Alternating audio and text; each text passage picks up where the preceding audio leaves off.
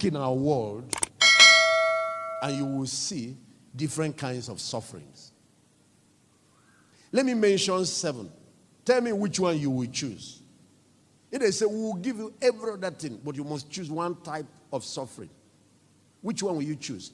Physical affliction. These are people that are sick, in torment, pain. Some people all their life. Is that the one you prefer? One of the reasons God gives power is so that these people can be alleviated from this. Demonic oppression.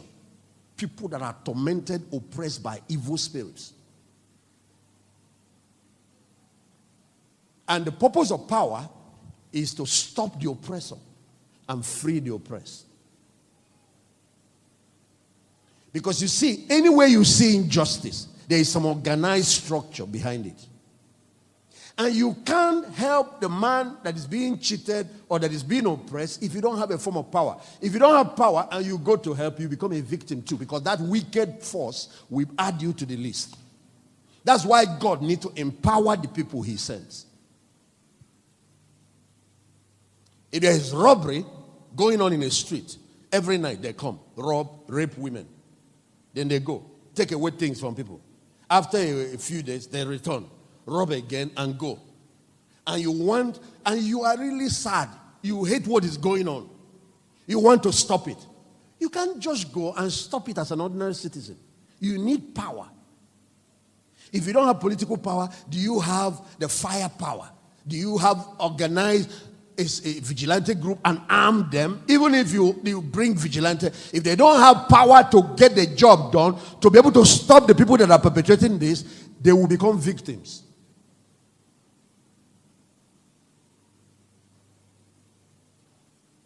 So even ministry, you need to know that ministry is undertaking a mandate to go and free people. But you need to know there is somebody behind the oppression. And once you go, you are going to ignite the wrath of those forces. There are invisible forces. And sometimes there are human agencies. Native doctor. You see somebody, womb is tied for years. And it's a human being that tied it. Who has the power of the devil? Or another human being who hates this person that took the case to the native doctor. So, if you're going to be a servant of God, you have to know that there are people you are getting on their nerves. You are stepping on their toes. As you are setting people free, don't think everybody is happy. There are other camp that you are releasing their captives and they are going to be very unhappy. And sometimes men and women of God that are genuine, sometimes that's where some of your challenges come. And that's why God put that covenant. Touch not my anointed and do my, because if the one that sent you does not protect you, you can help people today. Look at the one that came to save us. How did he end up? Didn't they kill him on the cross? What if the man that sent him did not raise him from the dead? What if he left him there? But that's not how God operates. God has covenant with his anointed. As long as his anointed stays on the course. Because there is a mission for the anointing. There's a purpose for the anointing. If the anointed stays on that mission, and that is the mission of liberating people, setting people free, empowering people, the one that sent takes the covenant, the other side of guaranteeing the protection.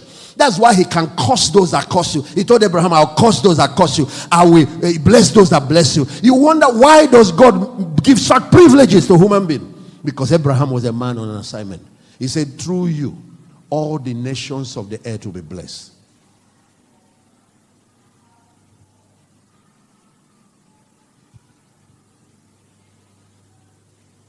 And if you ever yield your life to God to use, whether it's in the public service, in any area to alleviate poverty, realize that you are one of those 2% on earth whose life now is making a difference. God created everybody to make a difference. The problem is the lack of understanding of purpose.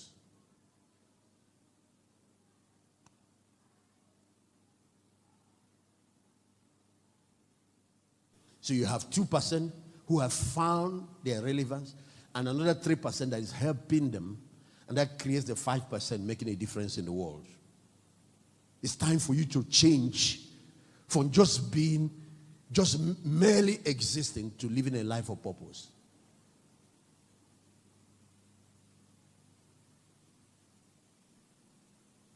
It's time you become a man that injustice drives you crazy, annoys you. Whether it's the devil doing it, whether it is witches and wizards doing it, whether it is politicians doing it, whether it is any human beings doing it. That the cry of the oppressed touches you like it touches God.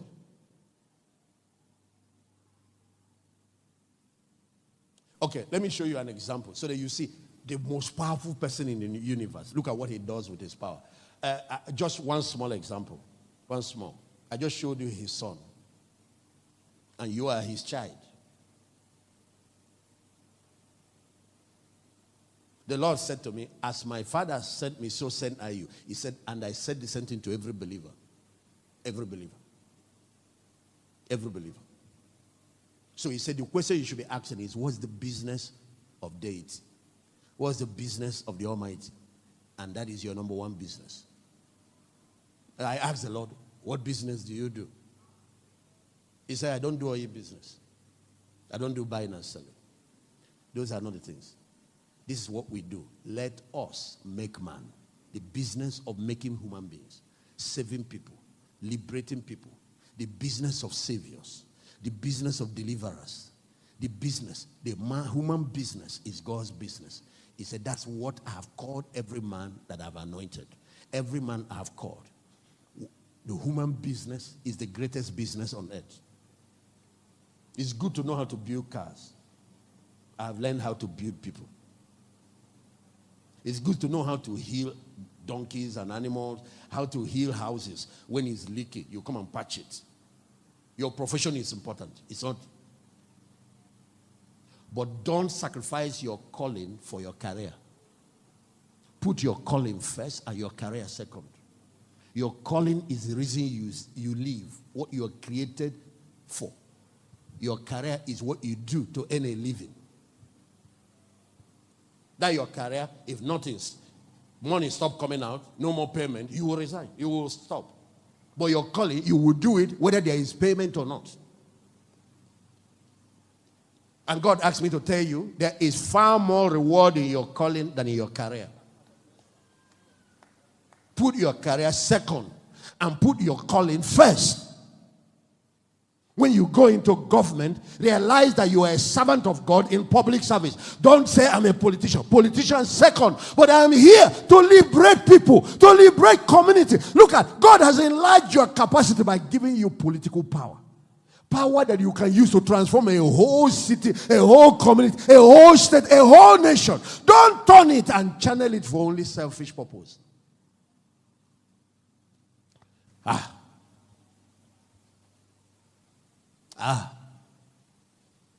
One of the things that pains me, that breaks my heart when I see a man of God that does not know the kind of power that God has entrusted in his hand, and you are abusing the priesthood. The greatest, the most noble office, and with capacity to do so much good, unlimited good around the world. But you don't know why. When purpose is not known. When I see a politician,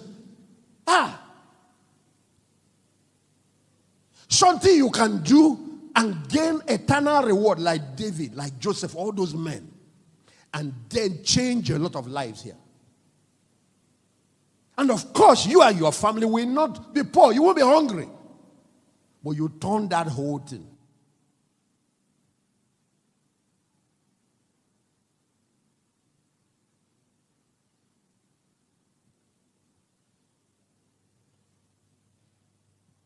Psalm 82. Let me read something for you. And then I'll see if I'll begin to wind it up. God standeth in the congregation of the mighty. Now, ladies and gentlemen, whenever we worship or pray and invite God, and he comes in the midst of his children, his perception of us is different from the way we see ourselves and the way other people see us. See the level of the presence of God and the angelic visitation here this morning. First of all, he sees us as the mighty. Second, he said he judged among the gods. Do you see why they use small g to address us? He sees his children as gods because they are his express image. I don't mean tomorrow night you go and tell somebody I'm the oracle or I'm God. No. Leave all those confusion. What is going on here is that if a monkey gives birth to an offspring, what is the offspring? If a goat gives birth to an offspring, what is the offspring? A goat. If a snake gives birth to something, what is that thing? A snake. You cannot be an offspring of a snake and be answering an ego. It's confusion. If you want to know who you are and you are mandated, trace whose child you are. How many of you are God's children? He addresses you as God's. When I give birth, or a human being gives birth, even if he's a baby, he's still crawling, he can't walk. He's still a human. All he needs is to feed it, develop it, it will grow, and it will grow to the capacity of the parent. Of course, it can even outperform the parents.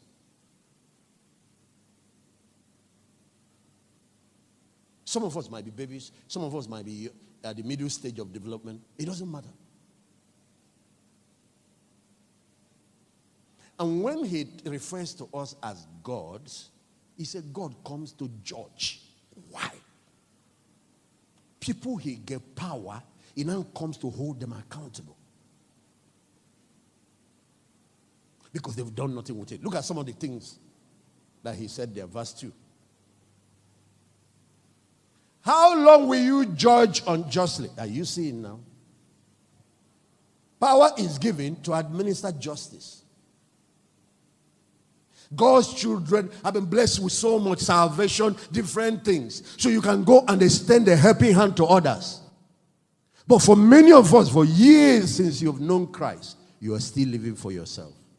And for those of you watching around the world, how long will you judge unjustly? Look at some of the problems. You accept the person of the wicked, starting with Satan. You see people he is harassing, you just leave and pass. And then some others are human beings.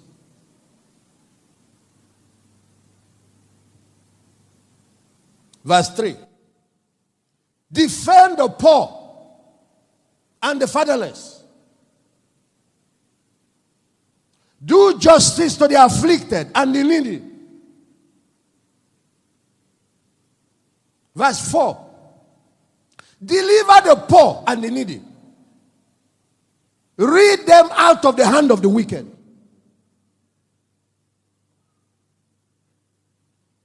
You saw when I was ministering healing, rebuking demons, rebuking all that. This is one form of justice administration. Because those forces are taking people's advantages away, frustrating people's life, and that's why God anoints people. That's why he anointed me. That's how he's happy that anointing is getting the job done, the job for which he put it. Don't go looking for God's anointing, God's power, if you don't care about the oppressed. If you don't care about human suffering. Don't go looking for money. Why does God want to put a lot of billions in your hand? Why does he want to put millions in your hand? One, you can finance the gospel and help people that are doing the work of liberation and deliverance go accomplish more. The other is so that you can also use that too, because it's power to uplift a lot of people out of poverty. Apart from dashing people food and bags of rice, you can actually create companies and create jobs and get people. It is ambition. My life ambition. For some others, it's a mission. They want to come and solve some problems. Nigerians should open up their eyes.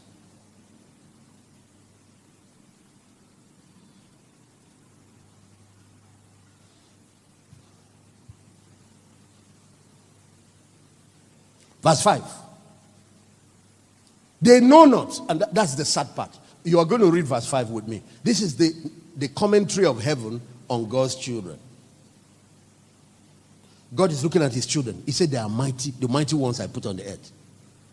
And then I put the angels to back them up. He said they want to go. They know not, neither will they understand. They walk on in darkness, and all the foundation of the earth are out of it. The state of the society is because of the ignorance of the children of God. God needs the whole church to reach the whole world. Not a few men that you call clergymen. Because there are people I can never reach. Do you know there are some people that won't listen just because I'm a clergyman? Because they have been offended by one or two pastors somewhere. Maybe they made those fake pastors and all of that. And then they carry the blame and put on the rest of us. There are some people that have been harmed by policemen, so they don't trust police, even if you're the good one. So God needs the whole church to reach the whole world. God needs the whole church to reap the whole harvest. God has people that only you can reach. There are people that I can reach. There are people that will die in their suffering if you don't rise up. They know not, neither will they understand. So the whole foundation of the earth, society is out of course. If you've seen collapsed buildings or where there is confusion, that's how society is. Because the deliverers don't know their mission. They are busy complaining about how things are not working, the injustice in the system, the oppression everywhere, but they forget that they are the ones I raised to do something about it. And that's why he gave us different passions. Some of you, passion in politics. Some of you, in education. Because, you see, illiteracy is an oppression. Okay, I was listening to some form of oppression, poverty. Which one will you prefer? Physical oppression? When you see a man that spends all his life in pain, sickness, there's another man, poverty. Which one is better? There's another man, is mental oppression. I'm talking about illiteracy. Not mad person. No. If you see a man that is an illiterate, in some cases they are worse than sick people tied up in hospital. It's better to be physically blind and be mentally awake than to be mentally blind and have two eyes.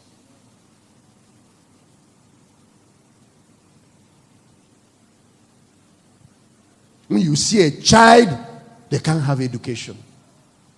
And the worst type of illiteracy is not to know God or his word. You know, what we do in Dominion City is that even if you walk in here, you are robbed of the opportunity to get education. The church is an university. You come around here after a while, you are human capital, your resource is developed and refined. And the truth is, if we find out, we are not going to leave you like that. Unless you don't want to. Because education is both formal and informal. You can develop skills and go out there and succeed. You don't have to have the classroom thing. Because sometimes I meet people, the years have passed. They find it hard to go back. There are vocational skills you can learn. You are not educated because you can speak English. Many countries don't. And yet they have educated people. Are you hearing what I'm saying?